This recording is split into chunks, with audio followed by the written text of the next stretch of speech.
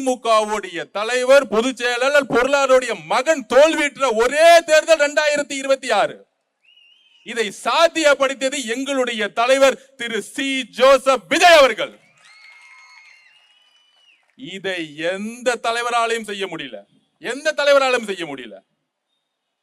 இது கவர்ச்சிக்கானது இல்லை. திரு மு க ஸ்டாலின் அவர்கள் அப்படி நினைச்சிருந்தா நினைச்சுக்கோங்க. தமிழக வெற்றி கழகத்திலும் எங்களுடைய தலைவர் அவர்களையும் அண்டர்எஸ்டிமேட் பண்ணிக்கிட்டே இருங்க. ஒரு 4 இளைஞர்கள் இருக்காங்க, அவ்வளவுதான். கட்சி கட்டமைப்பு இல்ல. கட்சி கட்டமைப்போட இருக்காங்களா? பூத் இருக்காங்களா? எலெக்ஷன் டே அன்னைக்கு 75,000 பூத்துல 75,000 பூத்துலயும் அதுலயும் பாதி பூத்துல 60% பெண்களோட பிஎல்ஐயோட 12 மணி வரைக்கும் அந்த மிஷின் லாரியில ஏற வரைக்கும் வெயிட் பண்ணி கவுண்டிங் ஏஜென்ட் வரைக்கும் இருந்தது தமிழக வெற்றி கழகம். முடிஞ்சா திரு மு க ஸ்டாலின் அவர்களே, உங்களை சுத்தி இருக்கிற 10 பேரை வெளியே அமிச்சிட்டு ஃபீல்டு என்னன்னு போய் கத்துக்கோங்க. அதுதான் நான் சொல்ல முடியும். இன்னொரு டேட்டாவையும் சொல்றேன். கிட்டத்தட்ட 6 மாவட்டத்துல திமுக 6 மாவட்டத்துல ஒவ்வொரு பூத்துலயும் 25 பேர் இருக்குன்னு சொன்னாங்கல்ல. ஸ்டாலின் வருகிறார், ஒவ்வொரு வீட்டுக்குள்ள நுழைகிறார், பிஎல்ஏ மீட்டிங் போட்டாங்கன்னு. 6 மாவட்டத்துல சில பூத்துகள்ல 10 ஓட்டுங்க கம்மியா திமுக வாங்கியிருக்காங்க. உங்ககிட்ட பிஎல்ஏ ஓட்டு இருந்தா அட்லீஸ்ட் 25 ஓட்டு வாங்கியிருக்க மாட்டீங்க. அப்ப அவரை சுத்தி ஒரு பிம்பம், மு க ஸ்டாலின் அவர்களுக்கு ஒன்னும் தெரியறது இல்லை, ஒரு பிம்பத்தை உருவாக்கிடுறாங்க. இதெல்லாம் கவர்ச்சி. அதுக்கெல்லாம் காரணம் இன்ஸ்டாகிராம். இன்னும் ஒரு 75 வருஷ கட்சியோடைய ஒரு தலைவர் பேசுறாரு பாத்தீங்களா? தேர்தல் அரசியல்ல தோல்வியுற்றது காரணம் இன்ஸ்டாகிராம். அப்ப நம்ம ஒரு ஐடியா கொடுப்போம். அந்த இன்ஸ்டாகிராமோட ஓனர் பாம்பேல இருக்காரு, அவர் எடுத்துட்டு திமுக கட்சியில சேர்த்துக்கோங்க. பேஸ்புக்கோடைய ஓனர் எடுத்து திமுக கட்சியில் சேர்த்துக்கோங்க. வாட்ஸ்அப் உடைய ஓனர் எடுத்து திமுக கட்சியில் சேர்த்துக்கோங்க. திருப்பி திமுக 200 தொகுதியில் ஜெயிச்சிரும். அந்த 200 சொல்லட்டும், அதான் நமக்கு நல்லது. எப்பயுமே 200 தொகுதியில் வெல்வோம், 200 தொகுதியில் வெல்வோம். மக்கள் சைபரை கட் பண்ணி 20 தொகுதியில் ஜெயிச்சிருவாங்க. அப்படிதான் அனுப்புவாங்க. என்ன ஒரு தோல்வியுற்ற பிறகு வெற்றி அடைந்த நம்பல் மக்களுக்கான திட்டங்கள்ல ஒவ்வொரு நாளும் முதலமைச்சருடைய கட்டளைப்படி, வழிகாட்டுதலின்படி போக்கஸ் பண்ணிட்டு இருக்கோம். ஆனா மைக் இருக்குன்னு திடீர்னு இளைஞர்ல ஜென்சி மீட்டிங்கா, தேங்க்யூ தலைவா, விட்டா ரோடு பிளாக் ஆயிடும் நினைக்கிறேன். திடீர்னு ஜென்சி கூட்டம். இதே எலெக்ஷனுக்கு முன்னாடி ஜென்சின்னு சொல்லும் போது அதுக்கு வேற பேர் வச்சுட்டாங்க. ஜென்சியா? இவங்களுக்கு எல்லாம் என்னப்பா தெரியும்? 15 வயசு பசங்க, ஸ்கூலுக்கு போக சொல்லுங்க பசங்களை. ஆனா இன்னைக்கு ஜென்சி கூட்டத்தை போட்டுட்டு அதுல உட்கார்ந்து இருக்கிறவங்க எல்லாம் 60 வயசு.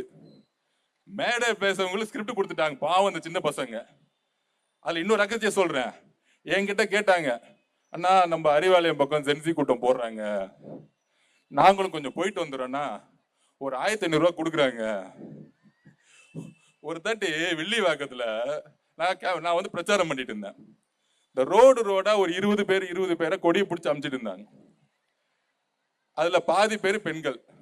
என் வண்டியை பார்த்துட்டு திடீர்னு கொடியை போட்டுட்டு லாஸ்ட் எலெக்ஷனுக்கு ஒரு நாள் மண்டி, அண்ணா ஒரு நாளைக்கு 2000 ரூபாய் கொடுக்குறாங்கண்ணா, நான் அப்படி போயிட்டு வந்துடுறேன், ஓட்டு உனக்கு தானே. நான் அன்னைக்கே நினைச்சேன், வில்லிவாக்கத்துல திமுக கொடி வச்சுட்டு இருக்கக்கூடிய நம்ம பெண்களே காசு கொடுக்குறாங்கன்னு 2000 ரூபாய் கொடுக்குறாங்க, போயிட்டு வந்துடுறேன். நான் ஜென்சி கூட்டத்துல பாதி பேர் நம்ம கூட்டம். அண்ணா ஒரு 1500 ரூபாய் கொடுக்குறாங்க, நான் போயிட்டு வரேன். நான் சொன்னேன், போயிட்டு வாங்க தம்பி, உள்ள என்னதான் பேசுகிறாங்கன்னு கேட்டுட்டு வாங்க அப்படின்னு சொன்னோன்னு அந்த பிரச்சாரத்தை நடத்துற என்ஆர் இளங்கோ அவரு நம்ம முதலமைச்சர் பேரை சொல்ல எல்லாம் கைத்தட்ட ஆரம்பிச்சுட்டாங்க. இதுதான் திமுக இருக்கக்கூடிய ஜென்சி கூட்டம். அதுல 4 சின்ன பசங்களை பேச வச்சுட்டு ஏதாவது நல்ல கருத்தா பேச வச்சா பரவாயில்ல. அந்த பசங்க பாவம் காசு கொடுத்துட்டு ஸ்கிரிப்ட் கொடுத்துட்டு நாங்கள் எப்பொழுதும் யூபிசாவே இருப்போம், நாங்கள் எப்பொழுதும் இந்த குடும்பத்தோட அடிமையாவே இருப்போம். இத தூக்கி இருக்குதானே எங்க தலைவர் வந்தாரு, நாங்க வந்தோம். சோ இந்த மாதிரி இன்ஸ்டானால திமுக தோச்சுச்சு, இன்ஸ்டானால தோத்துட்டோம். திடீர்னு திமுக காரங்களாம் இன்ஸ்டாக்குள்ள போய் கண்ட பாட்டை பாடிக்கிட்டு இந்த மாதிரி திமுக ஒரு 4வது ஜெனரேஷன்ல இப்படி ஒரு அழிவை நோக்கி போகுமா? எனக்கே வருத்தமா இருக்கு, பார்க்கவே பரிதாபமா இருக்கு. இவங்களை ஏத்து எப்படி பேசுறதுங்கிறதே இப்ப புரியல. அதுல அவங்க சொல்றாங்க, அதுல ஒருத்தர் வந்து யாரு, திமுக பொருளாளர் கூடிய பையன், அது ஒரு பண்ணையாரு, மன்னார்குடியில தோத்தவர், திமுகவை எந்த கொம்பனாலையும் அழிக்க முடியாது சொல்லி சிரிச்சுக்கிறாரு. தம்பி, மன்னார்குடியில தோத்து நிக்கிறேன்னு ஒரு வருத்தம் இருக்கா? மன்னார்குடியில தோத்துட்டேன்னு ஒரு வருத்தம் இருக்கா? எந்த கொம்பனாலே அழிக்க முடியாதுன்னா நீங்களே தோத்துட்டு வந்து நின்றுட்டு இருக்க. மன்னார்குடியில அவுட்டு, பொதுச் செயலாளர் அவுட்டு, தலைவர் அவுட்டு, இதுக்கு மேல என்ன கொம்பனால அழிக்க முடியாது? அதாவது அவங்க சொல்லிக்கிறாங்க, நீங்களாம் அழிக்க வேணாம், நாங்களே அழிச்சுக்கிறோம், நாங்களே பேசிக்கிறோம். அண்ணன் ஏ ராஜா வந்து பேட்டி கொடுத்தா போதும், செந்தில் பாலாஜி அண்ணா வந்து பேட்டி கொடுத்தா போதும், மக்களே கடுப்பாயிடுவாங்க. கரூர்ல நம்மளுடைய சகோதர சகோதரிகள் இறந்த பிறகு செந்தில் பாலாஜியும் அப்புறம் நம்ம நடிப்பு திலகர் திரு மகேஷ் அவர்களுமே உண்மையை சொல்லிட்டாங்க. நடிச்சு அன்னைக்கு எப்படி நடிக்க ஆரம்பிச்சாங்களோ இன்னைக்கு வந்து பேட்டி கொடுத்துக்கிட்டு இருக்கு. அப்ப எதிர்கட்சியாக நான் திருப்பியும் சொல்றோம், வெற்றி பெற்ற மமதையில் தமிழக வெற்றி கழகத்தில் நாங்க யாரும் பேசல. திமுக சிறந்த எதிர்கட்சியாக செயல்பட வேண்டும். அவர்களுக்கான மரியாதையும் அவருக்கு மேல நம்பிக்கையும் எங்களுக்கு இருக்கு. ஆனால் எதிர்கட்சி மரியாதை செயல்படுறாங்க, நம்மளை பார்த்து கிண்டல் பண்றதும் கேலி பண்றதும் தலைவரை ஒருமையில பேசுறது இன்னும் தொடர்ந்துகிட்டு இருக்கு. இன்னும் படிப்பனையே வரல. ஏன் தோத்தாங்கிறது நமக்கு நல்லா தெரியும். நானும் இந்த ஒரு 60 நாளா பார்த்துட்டு இருக்கேன், 30 நாளா பார்த்துட்டு இருக்கேன். யாராச்சும் ஒருத்தர் வந்து அது உண்மையை சொல்லுவாங்களான்னு பார்த்துட்டு இருக்கேன். திமுக தலைவர் அவர்களும் சொல்லல, தம் மகன் இளவரசர் உதயநிதி அவர்களும் சொல்லல, அந்த கட்சியில யாருமே சொல்லல திமுக ஏன் தோத்துச்சுன்னு உண்மையா இது வரைக்கும் சொல்லல. நான் 2002 இருந்து இன்னைக்கு வரைக்கும் முரசொலியை படிச்சுக்கிட்டே இருக்கிறேன். கலைஞர் எழுதிக்கிட்டே இருப்பார் உடன்பரப்புல இருந்து, இன்னைக்கு வரைக்கும் படிக்கிறேன். திமுக பத்தி ஒவ்வொரு நொடியும் தெரியும், ஒவ்வொரு காலத்துல என்ன மாதிரி செயல்பட்டுக்கும் தெரியும். திரு கலைஞர் அவர்கள் எதிர்கட்சியா இருக்கும்போது எப்படி செயல்பட்டார்னு பார்த்தாலே கொஞ்சம் அறிவு வந்துடும். ஆனா சுத்தமா வரவே இல்லை. நேரா போய் மைசூர்ல உட்காந்துக்கிட்டு பிஜேபியோட எப்படி கூட்டணி போடலான்னு பேசிக்கிட்டு இருக்காங்க, பையனும் மாப்பிள்ளையும். அப்ப இந்த கட்சியை ஆட்சியை ஒழிச்சது யாரு? அவங்கதான் ஒழிச்சது, அந்த குடும்பம் தான். தலைவர் சொன்னாரு பாருங்க, திமுகவோட தோல்விக்கு உங்களுடைய குடும்பம் தான் காரணம், வேற யாரு காரணம்? அது செய்த தவறுகள் என்ன? அதை அனலைஸ் பண்ண வரல. அப்படி அனலைஸ் பண்ணாம வராது, நமக்கு ரொம்ப நல்லதுங்கிறத பதிவு பண்றேன். ஒருத்தர் ஏன் தோத்தாருன்னு தெரிஞ்சுக்கிட்டாதான் அடுத்த வெற்றி பெறத்துக்கு முயற்சி நடக்கும். இப்ப நம்ம 108 தொகுதியில ஜெயிச்சிட்டோம், 75 தொகுதி 2வது இடத்துல வந்திருக்கிறோம். அதுல 30-40 தொகுதி 5000 ஓட்டுகளை தோத்துருக்கோம், 2000 ஓட்டு 100 ஓட்டு 500 ஓட்டுன்னு தோத்துருக்கோம். இத பொதுச்செயலாளர் அவர்களும் நாங்களும் ஒவ்வொரு நொடியும் இனிமேல் தேர்தல் நடந்தால் தலைவர் 200 தொகுதியில கூட்டணி கட்சியெல்லாம் சேர்ந்து 234 தொகுதிக்கு நம்ம கடுமையா வேலை செய்யணும், கடுமையா வேலை செய்யணும்னு இப்பல இருந்தே வேலைய ஆரம்பிச்சிட்டோம். அதற்கு அரசாங்கத்திற்கு கூடிய திட்டங்கள் நேர்மையாக நடக்கணும். தலைவர் சொல்லிட்டாரு, அது செஞ்சு காமிக்கணும். தலைவர் வழிகாட்டிட்டாரு, செஞ்சு காமிக்கணும். இதை தவிர எங்களுக்கு எந்த வேலையும் கிடையாது. அப்ப தேர்தல் வெற்றி பிறகு என்ன சூழ்ச்சி நடந்துச்சு? அப்பயும் அவங்க திருந்தல. தமிழக வெற்றி கழகத்துல அக்கா வந்தாங்களே, அதிமுக வந்தவங்க ஏன் வந்தாங்க? ரிசல்ட் வந்துட்டே இருக்கு. 7 மணிக்கு 108 நிக்கிறோம், 10 மணி 108 நிக்கிறோம், 11 மணி 12 மணி கிடைக்குது, திருப்பி 108 நிக்கிறோம். நைட்டு 1 மணிக்கு திமுக தலைவர் மு.க. ஸ்டாலின் அவர்களும் தன்னுடைய மகன் உதயநிதி அவர்களும் அதுக்கப்புறம் இபிஎஸ் திரு பழனிசாமி அவர்களும் 2 பேரும் 1 மணி பேச ஆரம்பிச்சிட்டாங்க. என்ன பேசுறாங்க? நம்மளை பார்த்து குதிரை பேரை நடத்துறான்னு நினைக்கிறேன், இவங்க யானை பேரை நடத்திட்டு இருக்காங்க. நைட்டு உக்காந்துக்கிட்டு 2 பேரும் சேர்ந்து பிஜேபியோட சேர்ந்து தமிழக வெற்றி கழகத்துடைய தலைவரை முதலமைச்சர் உட்கார வைக்க கூடாது. இவ்வளவுதான் குறிக்கோள், வேற எந்த குறிக்கோளும் கிடையாது. புரட்சி தலைவி அம்மா அவர்கள் உருவாக்கிய இயக்கம், அந்த அம்மாவை ஜெயிலுக்கு அமைச்சு எல்லா விதமான கடைசி வரைக்கும் துன்பப்படுத்திய கட்சி திமுக. அந்த கட்சியோட திரு இபிஎஸ் அவர்கள் சேர்ந்து எப்படி முதலமைச்சரா உதயநிதி ஆவராரா இல்ல இபிஎஸ் ஆவராரா, இதுதான் 2 பேருக்குள்ள இருக்கக்கூடிய பேச்சுவார்த்தை. கடைசி வரைக்கும் இதுக்குள்ள எந்த வேலையும் முடியாதனால நாங்கள் எதிர்கட்சியா இருக்கிறோம் ஒரு ஸ்டேட்மெண்ட் வந்துருச்சு. இது சொன்னது நம்ம இல்ல, மார்க்சிஸ்ட் கம்யூனிஸ்ட் தலைவர் திரு பேபி அவர்கள், ஐயுஎம்எல் கட்சி திரு காதர் மொய்தீன் அவர்கள், கூட்டணி கட்சிகள்லாம் கூப்பிட்டு இந்த ப்ரொபோசலை கொடுத்துருக்காங்க. அவங்க எல்லாம் வெளியே வந்து உண்மையை சொல்லிட்டாங்க. ஏன்? அவங்க மதசார்பற்ற கொள்கையில் உறுதியா இருக்கிறாங்க. மக்களுடைய தீர்ப்பை உறுதியாக நம்பக்கூடிய இடத்துல தலைவர்கள் இருந்தாங்க. அப்ப காங்கிரஸ் வந்து நமக்கு வந்து சப்போர்ட் பண்ண உடனே கம்யூனிஸ்ட் கட்சி தோழர்களும் விசிக தோழர்களும் அண்ணன் திருமாவளவர்களும் ஐயுஎம்எல் தலைவர்களும் ஆதரவு கொடுத்து தலைவர்கள் முதலமைச்சராக உட்கார்றதுக்கு மக்களுடைய தீர்ப்பை வணங்கி நமக்கு வந்து உதவி செய்யல நம்மளோட சேர்ந்தாங்க. அதற்குதான் தலைவர் மாநாடப்ப ஒண்ணு சொன்னார், ஆட்சியிலும் பங்கு அதிகாரத்திலும் பங்கு. அதுக்கு முன்னாடி நான் சொன்னதுக்காக தான் கட்சி விட்டு தூக்கிட்டாங்க. அதுக்கப்புறம் தலைவர் சொன்ன பிறகு ஃபர்ஸ்ட் நான் ட்வீட் போட்டேன், எஸ் இவர் சொல்றதா உண்மை அப்படின்னு. அவர் சொன்ன அந்த நொடி அன்றையிலிருந்து தேர்தல் முடிவு வரைக்கும் எல்லா கட்சியும் நம்மளுடைய தலைவரை பார்த்து கிண்டல் பண்ணி கேலி பண்ணல. ஆட்சியிலும் பங்கு அதிகாரம் பங்கு யாருமே வரலையே தலைவரை நோக்கி. இன்றைக்கு அது சாத்தியப்படுத்தினாரா இல்லையா? எங்களுடைய தலைவர் சி ஜோசப் அவர்கள் சாத்தியப்படுத்தினாரா இல்லையா? இன்னும் அண்டர் எஸ்டிமேட். அவரு சொன்னா அது நடக்கும், இல்லைன்னா சொல்லவே மாட்டார். இன்னைக்காச்சும் தெரிஞ்சுக்கோங்க. அப்ப இந்த தேர்தலை சூழ்ச்சியெல்லாம் முடிச்சு முதலமைச்சர் ஆன பிறகு அடுத்த கேள்வி, 30 நாளுக்குள்ளேயே இவங்களுக்கெல்லாம் நிர்வாகம் தெரியுமா? இங்க பிரச்சனை அங்க பிரச்சனை. 50 வருஷத்துல இல்லாத ஒரு மிகப்பெரிய சாதனையை இன்னைக்கு முதல் அமைச்சரவையில் நான் பதிவு பண்ணேன். மாண்புமிகு முதலமைச்சர், நம்மளுடைய முதலமைச்சர் ஒரு பெரிய சாதனையை செஞ்சிருக்கார். அது என்ன சாதனை தெரியுமா? தமிழ்நாட்டில் 34 35 டிபார்ட்மெண்ட்ல எப்பொழுதும் ஒரு 10 துறையில அதிகமான ஊழல் நடக்கும். அதுல பொதுத்துறை, அது வந்து பிடபிள்யூ டிபார்ட்மெண்ட், பொதுப்பணித்துறையா இருக்கட்டும், நெடுஞ்சாலைத்துறையா இருக்கட்டும், ஹவுசிங் போர்டா இருக்கட்டும், டிடிசிபியா இருக்கட்டும், ரிஜிஸ்ட்ரேஷன் டிபார்ட்மெண்டா இருக்கட்டும், சத்துணவா இருக்கட்டும், உள்ளாட்சி துறையாகட்டும், எல்லா துறையிலும் திமுக என்ன ஆட்சிக்கு வந்திருந்தா டாரிஃப் போட்டிருப்பாங்க. என்ன டாரிஃப் தெரியுமா?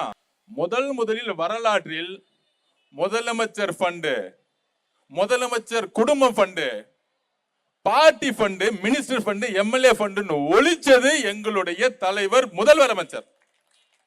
இதை யாரும் செஞ்சது கிடையாது.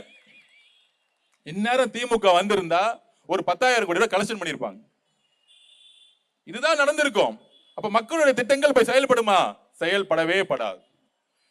50 வருஷ பிரச்சனையை 30 நாள்ல ஒழிச்சிருக்காரு. இது நீங்க யாருக்கிட்ட வேணாலும், மீடியா நண்பர்கள் சரி, யாருக்கிட்ட வேணாலும் நீங்க ரிஜிஸ்ட்ரேஷன் டிபார்ட்மெண்ட் போங்க, இல்ல ஒரு வீடு கட்டணும்னா நீங்க ஹவுசிங் டிபார்ட்மெண்ட் போங்க, டிசிசிபி போங்க, சிஎம்டிஏ போங்க.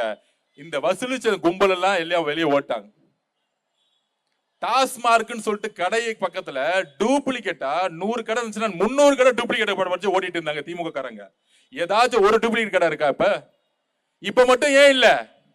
ஏனால் காவல்துறை நிமிர்ந்து செயல்பட்டு இருக்கு. அந்த காவல்துறை யாரோட கண்ட்ரோல்ல இருக்கு? எங்களுடைய முதலமைச்சருடைய கண்ட்ரோல்ல இருக்கு. மிகப்பெரிய பிரச்சனை என்ன? இந்த 5 வருஷத்துல ட்ரக்ஸ விட்டுட்டாங்க எல்லா தெருவிலையும். இப்ப அந்த ட்ரக்ஸ எடுக்கிறவங்க பெண்களுடைய பாதுகாப்புக்கு அச்சுறுத்தலா இருக்கிறாங்க. இப்ப ட்ரக்ஸ ஒழிக்கிறது தான் பெண்களுடைய பாதுகாப்புக்கு முழு சுதந்திரம் கிடைக்கும். அப்ப அதுக்கான பணிகளையும் அதுக்கான திட்டங்களையும் ஒவ்வொரு நொடியும் நல்ல காவல்துறை அதிகாரி அப்பாயின்மெண்ட் பண்ணி ட்ரக்ஸை எப்படி ஒழிக்க போறோங்கிறதுல முழு தீர்வையா உட்கார்ந்துட்டு இருக்காரு எங்களுடைய முதலமைச்சர். இந்த 5 வருஷத்துல பெண்களுக்கு தெரியும் இந்த ட்ரக்ஸோடைய கலாச்சாரத்தை, கஞ்சாவோடைய கலாச்சாரத்தை தெருவா அலோ பண்ணது யாரு? திரு மு க ஸ்டாலின் அவர்கள் தானே. அவரே பேட்டி கொடுத்தாரு. கடல் வழியா வருது, கஞ்சா எல்லாம் கடல் வழியா வருது. நான் அப்பயே சொன்னோம், கஞ்சா கடல் வழியா வருது, ஆனா ரோடு வழியா சேல் பண்ணும்போது உங்க காவல்துறை என்ன பண்ணிட்டு இருந்தாங்க, உங்க எம்எல்ஏ என்ன பண்ணிட்டு இருந்தாங்க, உங்க கவுன்சிலர் என்ன பண்ணிட்டு இருந்தாங்க? அப்ப 50 வருஷ பிரச்சனை, 5 வருஷம் கஞ்சா பிரச்சனை, ட்ரக்ஸ் பிரச்சனை. இத 30 நாள்ல சரி செய்யறதுக்கான ஆய்வை மேற்கொண்டு அதுக்கான அதிகாரிகள் அப்பாயின்மெண்ட் பண்ணி கீழே இன்ஸ்பெக்டர் வரைக்கும் மாற்றுதலை உருவாக்குறதுக்கான ஒரு பெரிய பிளான் தலைவர் பண்ணிட்டு இருக்காரு. நீங்க 5 வருஷம் இருந்தீங்க, ஒவ்வொரு தெருவும் கஞ்சா அலோ பண்ணீங்க. கஞ்சா அடிக்கிறவங்க என்ன பண்றாங்க? பெண்களுடைய பாதுகாப்புக்கு அச்சுறுத்தலா இருக்கிறாங்க, பாலியல் பலாத்காரத்தை பண்ணிட்டு இருக்காங்க. இப்ப நடந்த எல்லா பாலியல் பலாத்காரமும் கஞ்சா அடிச்சவங்களும் போதை பழக்கத்துல உள்ளானவங்க தான் அடிச்சிருக்காங்க. அப்ப இந்த சமூகத்துல எவ்வளவு பெரிய பிரச்சனையை இந்த போன 5 வருடம் உருவாக்கி இருக்காங்க. என்றைக்காச்சும் இளவரசர் உதயநிதி அவர்களே இந்த கஞ்சா பிரச்சனைக்காக ஒரு ரிவ்யூ போட்டிருப்பீங்களா நீங்க துணை முதலமைச்சரா இருக்கும் பொழுது? இளைஞர்களுக்கான கட்சியா இருந்தீங்க, ஸ்போர்ட்ஸ் மினிஸ்டரா இருந்தீங்க, நீங்க போட்டீங்களா? ஸ்போர்ட்ஸ் மினிஸ்டர் முதல்ல என்ன கூப்பிட்டு சொன்ன தலைவர் என்ன சொன்னாரு, எல்லா இடத்துலயும் சென்னை முதல் எல்லா இடத்துலயும் ஸ்போர்ட்ஸ் கிரவுண்ட கட்டுங்க, எந்த இளைஞர்களும் கஞ்சா பழக்கம் போவோம், விளையாட்டை வந்து ஊக்கப்படுத்துங்க, எவ்வளவு பட்ஜெட் ஆனாலும் பரவாயில்ல. முதல் மீட்டிங் ஒரு ஸ்போர்ட்ஸ் மினிஸ்டர்னா சும்மா ஒரு 300 கோடி ரூபாய் பட்ஜெட் கிடையாது. எல்லா இடத்துலயும் ஸ்போர்ட்ஸ் உருவாக்குங்க, பெண்களையும் ஸ்போர்ட்ஸ் கொண்டு வாங்க. நாங்க ஓடிக்கிட்டு இருக்கோம், செயல்ல உட்கார்ந்துகிட்டு இருக்கோம். எந்த அமைச்சரும் 1 ரூபாய் காசு வாங்கல. தைரியம் இருந்தா ப்ரூவ் பண்ணுங்க. இளவரசர் உதயநிதி அவர்களை தைரியம் இருந்தா ப்ரூவ் பண்ணுங்க. தைரியம் இருந்தா உதயநிதி அவர்களை ஒரு பிரஸ் மீட் வச்சு நான் இன்னைக்கு சொல்றேன், தைரியம் இருந்தா எதிர்கட்சி தலைவரா நீ உட்கார்ந்துருக்கீங்களா? ஆனா நமக்கு ஒரு குறிக்கோள் வச்சுக்கணும்.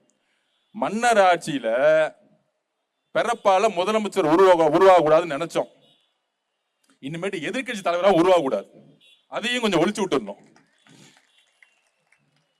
ஜெயிச்சு முடிச்ச ஒரு 59 ஜெயிச்சுட்டு எதிர்கட்சி தலைவரா ஆக்கிட்டாங்க அவங்க அப்பா.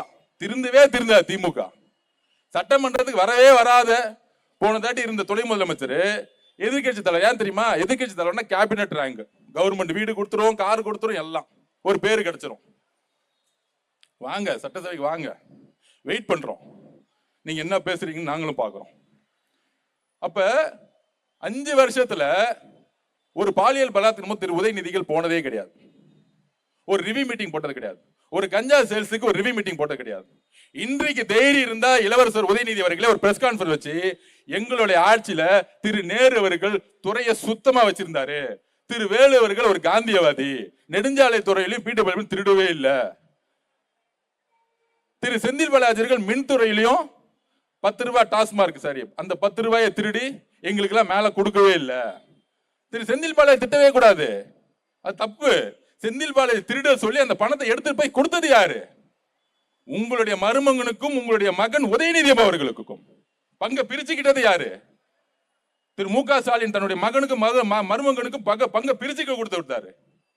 அப்ப இந்த அமைச்சர்கள் எதுக்காக வச்சிருந்தாங்க? ஊழல் செய்யறதுக்காக மட்டுமே வச்சிருந்தாங்க. அதனாலதான் 30 மினிஸ்டர்ல 15 மினிஸ்டர் சாதாரண ஏழையா இருந்தக்கூடிய எங்களுடைய இளைஞர்கள்கிட்டையும் சாதாரண எங்க சகோதரிகள்கிட்டையும் எங்க தோத்து போயிருக்கீங்க. திருப்பூர்ல ஒரே ஒரு ஓட்டுல ஒரு அமைச்சர் தோத்தாரு. அவருடைய பின்புலம் யார் தெரியுமா? ஒரு சாமானிய இளைஞன். சொன்னாங்களே இளைஞரால என்ன புரட்சி உருவாக்க முடியும்னு. It's youth revolution and woman revolution. அதை உருவாக்குறது எங்க தலைவர். அப்ப சாமானியன் ஒரு பெரிய அமைச்சரை 100 கோடி ரூபாய் செலவு பண்ண தூக்கி எறிஞ்சார்னா, உள்ளபடி சொல்ற பெரியார் உயிரோடு இருந்திருந்தால் எங்கள் தலைவரை கட்டி அணைத்திருப்பார். திரு அண்ணா அவர்கள் உயிரோடு இருந்திருந்தால் கட்டி அணைத்திருப்பார். ஏன் தெரியுமா? அவரு வேட்பாளர் அனௌன்ஸ் பண்ணும் பொழுது அதுக்கு முன்னாடி பிரச்சாரம் எல்லாம் விஜய் தான் பிரச்சாரம் பண்ணிட்டு இருந்தாங்க. ஆனால் வேட்பாளரா சொல்லும் பொழுது என்னுடைய ஐடென்டிட்டி நான் ஏன் மறைக்கணும், என்னுடைய பெயர் திரு சி ஜோசப் விஜய்னு சொல்லும் பொழுது அங்க மதவாதத்தை ஒழித்தார். தமிழ்நாட்டை மதவாதத்தை ஒழித்தாங்க. தமிழக மக்கள் இந்த மதமா அந்த மதமான்னு பார்க்கல, ஒரு நல்ல தலைவர் ஒரு நல்ல மகன் வேணும் நினைச்சாங்க. அதுக்கப்புறம் ஒட்டுமொத்த ஜாதியும் ஒழிச்சிட்டார். இந்த ஒவ்வொரு வேட்பாளரும் இந்த ஜாதியா அந்த ஜாதியா பார்க்கவே இல்லை. இது விஜய் அவர்கள் முதலமைச்சரா வரணும், என் பிள்ளைக்கு நான் ஓட்டு போறேன்னு சொல்லிட்டு ஜாதியை ஒழிச்சிட்டாங்க. அதுக்கு அடுத்த முக்கியமான ஒரு விஷயம் இருக்கு. 40 கோடி ரூபாய் செலவு பண்ண திமுகவையும் 25 கோடி ரூபாய் செலவு பண்ண அதிமுகவையும் தூக்கி எறிஞ்சு தமிழக வெற்றி கழகத்துடைய சாதாரண மகன்களையும் மகள்களையும் தத்தெடுத்தாங்க நம்மளுடைய பெண்கள். இது சாதாரண வெற்றி இல்லை திரு உதயநிதி அவர்களே, உங்களுக்கு அது புரியாது. ஏன்னா பிறப்பால நீங்க எதிர்கட்சி தலைவர் ஆயிட்டீங்க. என்னைக்குமே கிரவுண்ட் பாலிடிக்ஸ் உங்களுக்கு புரியவே புரியாது. கேலி பண்ண தெரியும், கிண்டல் பண்ண தெரியும். இந்த நல்ல பணக்கார பசங்க எல்லாம் ஸ்போர்ட்ஸ்ல ஓடும் போது ஒரு பையன் ஷூ இல்லைன்னா பார்த்து கிண்டல் பண்ணுவான். அவன் நல்லா ஷூ போட்டிருப்பான். ஷூ போட்டுறவங்க ஓட தெரியாது, வெறும் காலால ஓடுவாங்க தெரியுமா, அவன் தான் ஜெயிப்பான். அதுதான் தமிழக வெற்றி கழகம். ஆர்கே நகர் என்பது என்ன? இன்று அளவுக்கும் 60% ஸ்லம்ஸ் இருக்கக்கூடிய குடிசை பகுதியில் இருக்கக்கூடிய ஏரியா. ஆனால் இன்றைக்கு நீங்க சட்டமன்ற உறுப்பினரா ஒருத்தரை தேர்ந்தெடுத்திருக்கீங்களே, இன்னைக்கு அமைச்சரா இருக்கீங்களே, அவர் சாதாரணமல்ல, நிதி அமைச்சர். எங்களுடைய தலைவர் நிதி அமைச்சரா உட்கார வச்சிருக்காரு. தமிழ்நாட்டுக்குள்ளே ஒவ்வொரு டிபார்ட்மெண்ட் பணம் போடணும்னா அவருடைய சைன் வேணும். அப்ப 5 வருஷம் கழிச்சு எங்களுக்கு நம்பிக்கை இருக்கு. அண்ணா சொன்னாரு தலைவர் வருவாருன்னு, திருப்பியும் சொல்றேன், தலைவர் எல்லா தொகுதிக்கும் வருவாரு. மக்களை பார்க்க வரல, ஒவ்வொரு திட்டங்களும் திட்ட பணிகள் முடிஞ்சு தொடங்கி வைக்க வருவார். குடிசைகளை தூக்கி எறிஞ்சு ஒரு வீடு கட்டும் போது வருவார். ஒரு கல்யாண மண்டபம் கட்டிட்டு ஒரு ஏழை ஒரு சாதாரண பெண்ணு ஐயோ கல்யாண மண்டபம் கட்ட காசு இல்லைன்னு நினைக்கும் போது கவர்மெண்ட்ல ஒரு பெரிய கல்யாணம் கட்டி நீ போய் கல்யாணம் பண்ணுமான்னு கல்யாண மண்டபம் திறக்க வருவார். இப்படி ஒவ்வொரு திட்டங்களும் திறக்க எங்களுடைய தலைவர் வருவார். அதுதான் அவருடைய குறிக்கோள். வெறும் கையோட வரவே மாட்டார் இன்னுமேட்டு. அப்ப திமுகவுடைய தோல்வி அவங்க என்னைக்கும் நினைச்சு பார்க்கவே மாட்டாங்க. திருப்பி நம்மளை கிண்டல் பண்ணிக்கிட்டு கேலி பண்ணிக்கிட்டு அண்டர்ஸ்டிமேட் பண்ணிக்கிட்டே இருப்பாங்க. இப்ப கூட ரீசெண்டா உள்ளாட்சி துறையில ஜெயிச்ச எல்லா திமுக மேயர்களும் நகராட்சி தலைவர்களும் நம்மளுடைய சட்டமன்ற உறுப்பினர்களுக்கும் சப்போர்ட் பண்றதே கிடையாது. வேணுக்குனவே எந்த பணியும் செய்ய விடாம, குப்பைல விடாம, தண்ணி பிரச்சனை வேணுக்குனே பண்றாங்க. இந்த கவர்மெண்ட் கெட்ட பேர் கிடைக்கணும். அதை நான் பதிவு பண்ணிடுறேன். திமுக கெட்ட சிந்தனை நடத்துறீங்களா? இன்றைக்கும் மேயரா நகராட்சி தலைவரா சேர்மனா உட்காந்துக்கிட்டு ஊழல் இன்வெஸ்ட் பண்ண முடியாது. அதை கிளீன் பண்ணியாச்சு. ஆனா எந்த வேலையும் செய்ய விடாம மாண்புமிகு முதலமைச்சர் கெட்ட பேர் வரணும்னு சொல்லிட்டு அமைச்சர் கெட்ட பேர் சொல்லிட்டு இந்த உள்ளாட்சி துறையில எந்த குப்பையை எடுக்க விடுறதில்ல, தண்ணி விடுறதில்ல, கரண்ட்டை வேணுங்கனே கட் பண்றது, இதெல்லாம் செய்து யார் தெரியுமா? திமுகவுடைய உள்ளாட்சியில கூடிய மேயர்கள். அதோட வெளிப்பாடு என்ன தெரியுமா? 108 தொகுதியில நம்ம ஜெயிச்சோம். எனக்குலாம் ரொம்ப கஷ்டமா இருந்துச்சு. முதலமைச்சர் குடும்பம் எனக்கு எதிராக வந்து பிரச்சாரம் பண்ணாங்க. ஆனா ஒரே ஒரு வெற்றி வந்து எனக்கு கண் கலங்கினேன். நான் இன்னும் அந்த சகோதரிகிட்ட நான் பேசக்கூட இல்லை ஜெயிச்ச பிறகு. அது யாருன்னா நான் பொதுச்சாளர்கிட்ட சொல்லியிருப்பேன். நம்மளுடைய திருவிக நகருடைய சட்டமன்ற உறுப்பினர் பல்லவி அக்கா. தலைவர் தேர்ந்தெடுத்துட்டாரு வேட்பாளரா. நான் அண்ணன் கேட்டேன். அப்ப அண்ணே 8 மாசம் கர்ப்பிணியா இருக்கிறாங்க, ஒவ்வொரு தெருவா நடந்து போகணுமே, அவங்க போவாங்களாண்ணே, கொஞ்சம் கஷ்டமா இருக்கு. நான் அப்பயே சொன்னேன், அண்ணா ஏன்னா அந்த கஷ்டப்படுத்துறீங்க, வேணா ஜெயிச்ச முடிச்ச பிறகு நம்ம வந்து தலைவர்கிட்ட சொல்லி நீங்க தலைவர்கிட்ட சொல்லி இன்னொரு போஸ்டிங் கூட கொடுத்துடலான்னு. அதுக்கு அந்த அக்கா வந்து தலைவர்கிட்ட சொன்னாங்க, பொதுச்செயலாளர் சொன்னாங்க தலைவர்கிட்டையும், 8 மாச குழந்தை இல்ல, 9 மாச குழந்தை இல்ல, தலைவரே நீங்க எனக்கு வாய்ப்பு கொடுத்துட்டீங்க, நான் நடந்து என் குழந்தையோட போறேன், என் குழந்தை பிறக்கும் பொழுது நீங்க முதலமைச்சரா இருப்பீங்க. எவ்வளவு உணர்வு பூர்வமான இயக்கம், எவ்வளவு உணர்வுபூர்வமான இயக்கம். பெண்கள் தலைவர் மீதும் சரி கட்சி மீது எவ்வளவு உணர்வுபூர்வமாக அன்பாக நம்பிக்கையாக இருக்கக்கூடிய இயக்கம். ஒரு அம்மாவுக்கு பெரிய விஷயம் என்னங்க, தன்னுடைய குழந்தைங்க, அந்த குழந்தையும் பாதுகாத்து நடந்து நடந்து எம்எல்ஏ ஆன எங்க சகோதரிய ஒரு ஃபங்க்ஷன்ல நம்மளுடைய மேயர் அக்கா ஒரு கேண்டலை கொடுக்க கூடாம, நாங்கள் இதுவரைக்கும் கவர்மெண்ட் ஃபங்க்ஷன்ல கட்சியை பார்த்தது கிடையாது. எங்க தலைவருடைய வளர்ப்பு நாங்கள் அப்படி யாரையும் அவமரியாதைப்படுத்துறதோ யாரையும் வந்து மாற்று கட்சியை நினைச்சது கிடையாது. எல்லாருக்குமான மரியாதை கொடுத்துருக்கோம். ஆனா ஒரு சாதாரண ஒரு கவர்மெண்ட் ஃபங்க்ஷன்ல புரோட்டோகால் படி சட்டமன்ற உறுப்பினர் மேயருக்கு அப்புறம் இருக்க வேண்டியது ஒரு கேண்டில் கூட கொடுக்காம, மேயருங்கிற ஒரு அகங்காரம் இருக்குல்ல, அந்த அகங்காரம் எங்க வந்துன்னா திமுகங்கிற ஒரு அகங்காரம் இருக்குல்ல, அந்த அகங்காரம் எங்க வந்துச்சுன்னா பிறப்பால் ஒருத்தர் முதலமைச்சரா உருவாக்கினாங்கல்ல திரு மு க ஸ்டாலின், தன்னுடைய இளவரசர் உதயநிதி கொடுக்கக்கூடிய அந்த வழிகாட்டுதல் இருக்குல்ல, அந்த துமுறு இருக்குல்ல, இன்னொரு ஆளுங்கட்சி நினைக்கக்கூடிய துமுறு இருக்குல்ல, அந்த திமுறை உடைக்கிறதுக்கு நாங்க திருப்பி திருப்பி வேலை செஞ்சுக்கிட்டே இருப்போம். இது வரைக்கும் நாங்க பதில் சொல்லல. எப்ப எங்களுடைய சகோதரி பல்லவி அக்காவை நீங்க அவமானப்படுத்துறீங்களோ, திரு உதயநிதி அவர்களே, உங்க நெத்தி முன்னாடி சேலஞ்ச் பண்றேன். ஒரு சாதாரண தொண்டனா இங்க இருக்கக்கூடிய ஆர்கே நகர் மக்கள் இங்கிருந்து ஆரம்பிக்கிறோம் சேலஞ்ச். இன்னும் 8 மாசத்துல உள்ளாட்சி தேர்தல் நடக்க போகுது. 8 மாசத்துல 8 மாசம் நடக்க போகுது. தைரியம் இருந்தா, தில் இருந்தா, 75 வருஷம் திமுகவா இருந்தா, பெரிய ஆழமா இருந்தா 25 மேயர்ல ஒரே ஒரு மேயரை ஜெயிச்சிருங்க. ஒரு மேயர், ஒரே ஒரு மேயர். இதே சென்னையில டெபாசிட் வாங்குறீங்களா இல்லையான்னு பாருங்க. எங்களுடைய தேர்தல் வேலையை நேத்தே ஆரம்பிச்சிட்டோம். எங்க அவமானப்பட்டார்களோ, எங்களுடைய பல்லவி சகோதரி எங்க அவமானப்பட்டார்களோ அந்த நொடியே நாங்கள் தேர்தல் வேலையை ஆரம்பிச்சிட்டோம். உங்களுக்கு பதில் கொடுக்கிறதுக்கு அடுத்த உள்ளாட்சி தேர்தலில் ஒரே ஒரு மேயர் ஜெயிச்சிருங்க. அப்ப நான் ஒத்துக்கிறேன், நீங்க திமுகனா யாரால அசைக்க முடியாதுன்னு. ஒரு மேயர். இது நேரடியா எதிர்த்து ஸ்ட்ரெயிட்டா நெத்திய பார்த்து பின்னாடி பார்த்து பேசுறது இல்ல. உதயநிதியோட முகத்துக்கு நேரா என் கையோடைய சுண்டு விரல் வச்சு காமிக்கிறேன். ஒரு மேயரை நீங்க ஜெயிச்சு காமிச்சிருங்க. ஏன் இந்த கோபம் வருதுன்னா, சாதாரண தலித் குடும்பத்திலிருந்து பிறந்து வந்த எங்க சகோதரி 8 மாத கர்ப்பிணி பெண்ணா இருந்து நடையா நடந்து ஜெயிச்சு முடித்த 30 நாள்ல டெலிவரி பண்ண எங்க அக்காவை குழந்தைய வீட்டுல வந்துட்டு அரசு நிகழ்ச்சி எங்க தலைவர் எதுவும் நினைச்சு கூடாதுன்னு வந்த ஒரு பெண்ணை எங்களோட சகோதரி அவமானப்படுத்திட்டீங்களே, அங்கிருந்து எங்களுடைய கோபம் உருவாயிருச்சு. திமுக எந்த காலத்திலும் பெண்களை மதிக்காதற்கு இங்க இருக்கக்கூடிய மேயர் அவர்களே சாட்சி. ஒரு பெண் இன்னொரு பெண்ணை மதிக்காத காரணம் திமுகவுடைய வளர்ப்பு, திரு மு க ஸ்டாலின் அவர்களுடைய தோல்வி, திரு உதயநிதி அவர்களுடைய கேவலமான சிந்தனைகள்.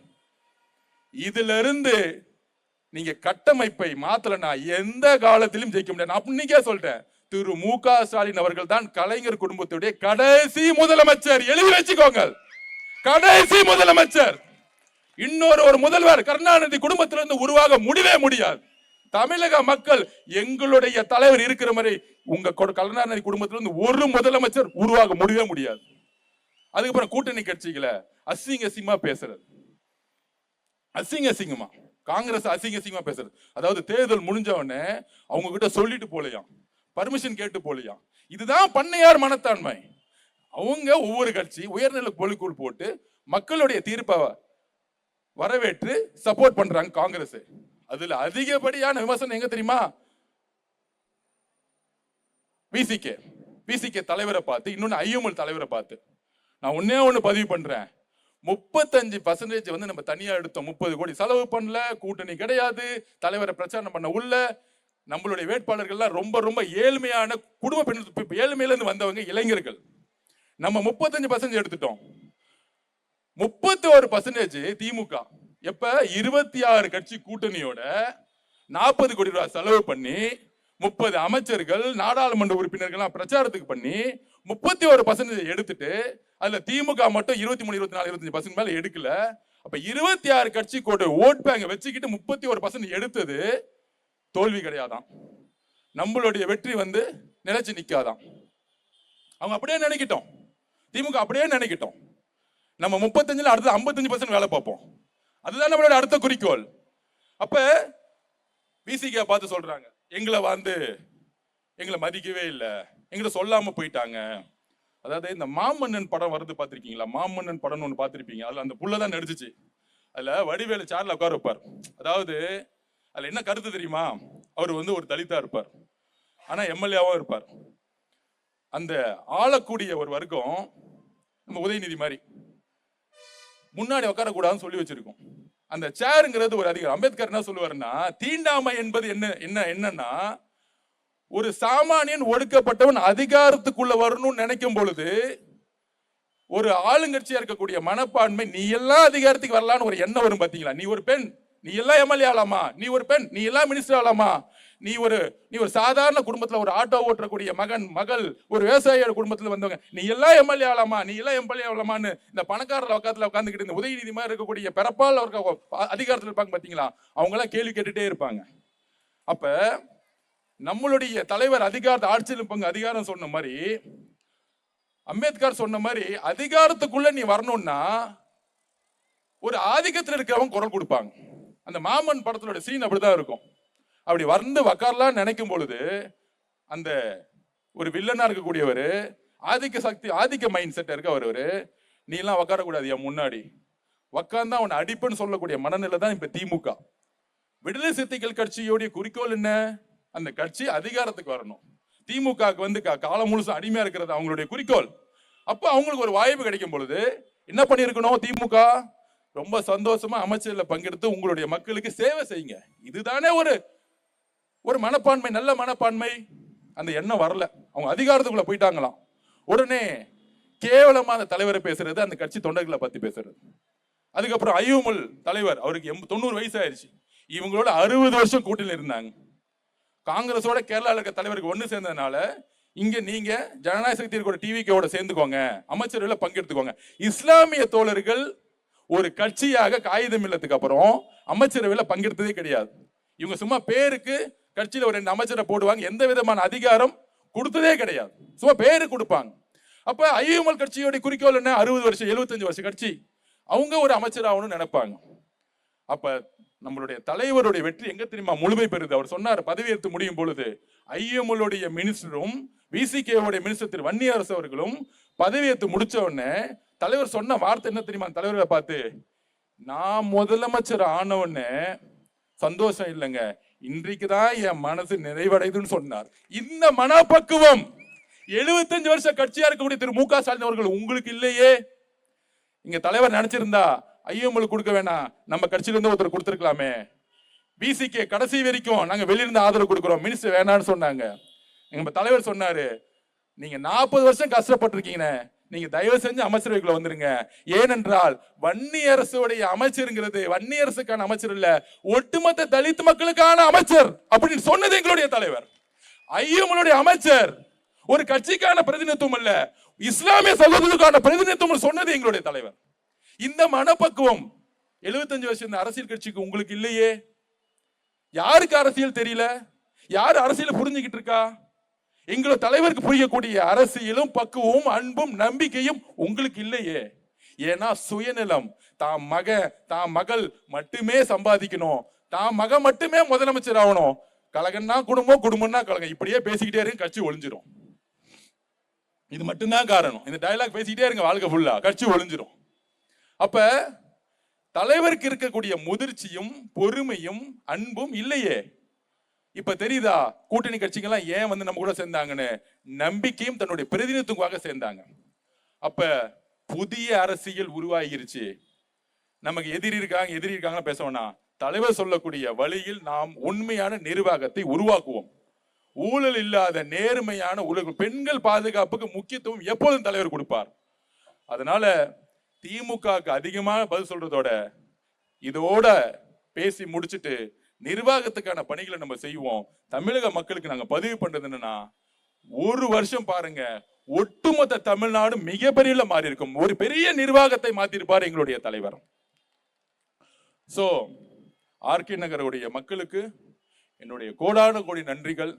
ஒரு நல்ல எம்எல்ஏவை தேர்ந்தெடுத்து அண்ணன் நான் எப்பவுமே சொல்லுவேன், அண்ணன் 40% 50% மக்கள் இன்னும் குடிசையில் வாழ்றாங்க.